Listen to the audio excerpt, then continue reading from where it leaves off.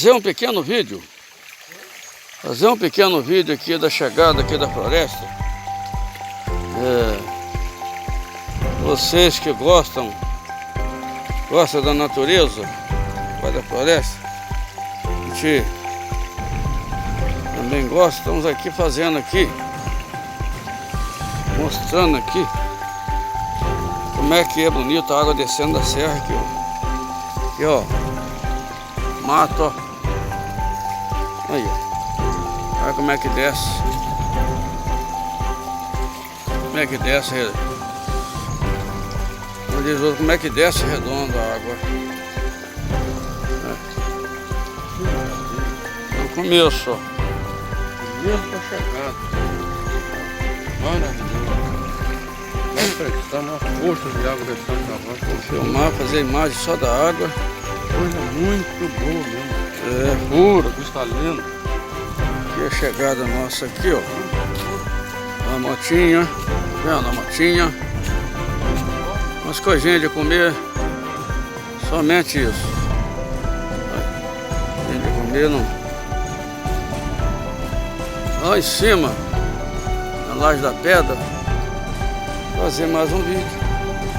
Como que tá a floresta hoje, bem preservada. Essa aqui está preservada. Essa aqui está preservada, não é igual lá na zona lá que o fogo está comendo direto não. Essa aqui está preservada, a chegada.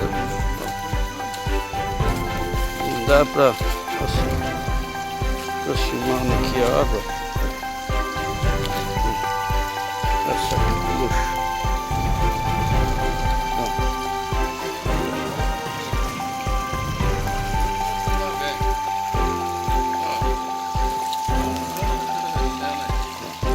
Aí. Começo da grota, ó. Vídeo.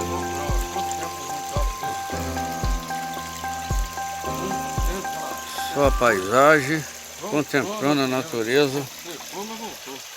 Você que você gosta de vir no mato, mas está com, às vezes, sem condição de vir, nesse vídeo aí, ó.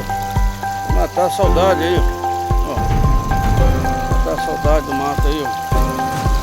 Aqui a gente consegue vir aqui, dá trabalho, vai vir.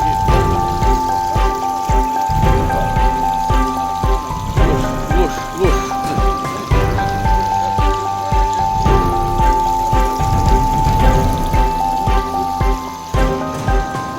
Você não vai ser filmado não, porque finalizar esse vídeo aqui, vou dar continuação na subida aí.